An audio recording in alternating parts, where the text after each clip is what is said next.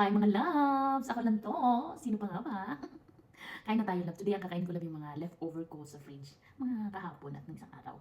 Ito yung soup na ginawa ko, yung radish, pork bone radish soup. So, akala niya inubos ko lahat yun. Hindi loves. Pinifreezer ko yun. Yung bawat freezer may isang buto. Ayan love. Na isang buto at gulay. Ayan siya loves. Ayan. So, pag gusto ko ng soup, kukuha ka lang tapos iinitin mo lang siya lang katulad yan. Sarap. Okay ba, loves? Hindi ko na kailangan magpakulo pa ng mga 2 oras ulit. At saka ito, loves, yung mga aking mga leftovers. Aking talong.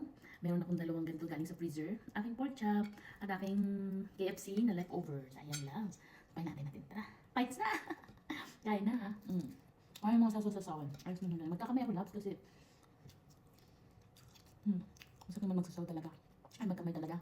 Ano yung talong, loves? In-airfry ko lang sila, loves, para nangyari pang luto. Tapos ayan, loves. Ang saba. Dito lang, nakakain din kami ng mga pagkain din sa Pinas. At itong saba, frozen nga lang siya, loves. Ayan. Tapos, yung pork chop ko. Ang lasa-lasa ng pork chop. Ang gami yan. Tapos syempre meron akong laging pickled garlic ng apple cider. Ang sarap-sarap. Bakit ako paano ko ito ginawa? Next time, loves. Kasi, believe me, sa umaga, bago ako mag-ng work, makain ako ng ganito, 2, 3, 4, depende sa gusto mo. Pero wala kang amoy bawang, loves. Tapos yung masarap siya, loves. Hindi siya yung nahanap ako na area na medyo maliwanag. Ito na ako banda sa kapila. Ang aking keyboard. Clearing my fridge. Di ba, love? Ikaw din ba? Nakakaipon naman pagkain sarap ng mga tel-tel na yan. Tapos one day nag-decide yung kain mo na lahat. Di ba? Tapos syempre, loves.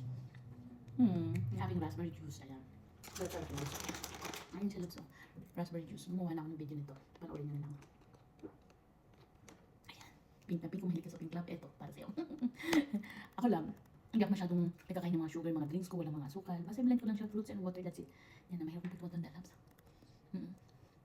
Hindi, kahit dati lang. Hindi talaga ako mahilig sa mga lagyan ng mga asukal yung mga drinks ko. I love KFC ito. Hindi pang saging, ang sarap. Tapos yung subaw ko, loves, ganyan. Nakasya din sa table ko. Yung malaki kong mesa, inakit ko pa yun para makita lang nila. Yung radish soup. Pork bone radish soup. So, nagluluto ko ng maraming ganun, love. Kasi malaking kaldera niluluto ko. Kasi ang tagal ko nang lutuin. Tapos, ipapak ko siya sa freezer. Yung mga portion na. Ganyan ka doon. Sabi ng sabaw. Mas masarap pag hinihigop ko na siya ng ganito, loves. Kaming may ikaw din. Ginagawa mo na yan. Mas masarap na. Arte-arte. Ako, loves. Mukha na ako maarte, pero pagdating sa pagkain, maarte din ako minsan. Pero hindi ko maluto ko, loves. Kaya mas masarap kumain sa bahay, love. Kaya sa labas. Parang masaya kumain sa labas, ganyan. Pero masarap talaga sa bahay. Kasi ang tagal-tagal mo kumain. Kwento ka, vlog. Ito yung chicken. Yung binibilhan ko ng KFC, doon lang ako nakabili ng crunchy. Pag may leftover kayo ng mga fried chicken, air fry nyo, parang kabibili nyo lang siya. Mga 5 minutes lang sa 400. Parang ano, ito yung kaya ka-crispy lang.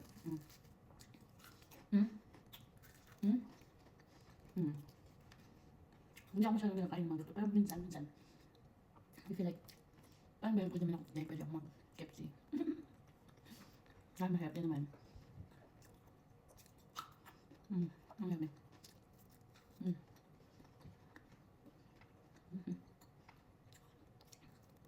Sarap lang. Ang pagkain natin. Limutan ko pala. Meron pa akong ginawang onion and mustard seeds.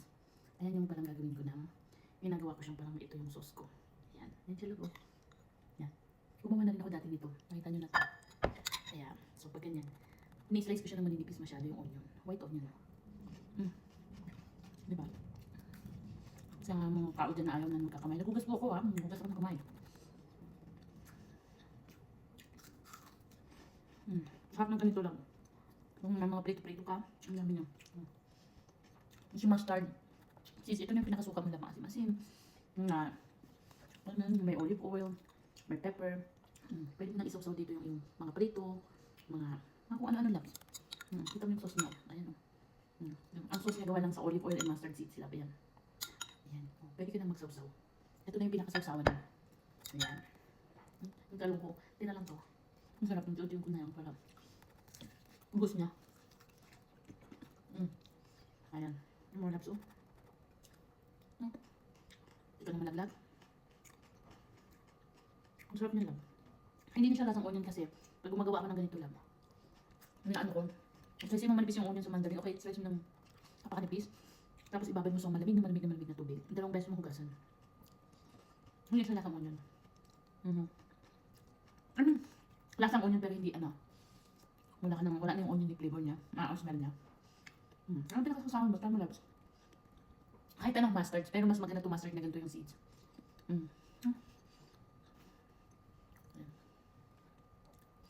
Happy natin mo labs. Chicken mo na yung fridge mo. Kainin mo na lahat ng tira. Love, love.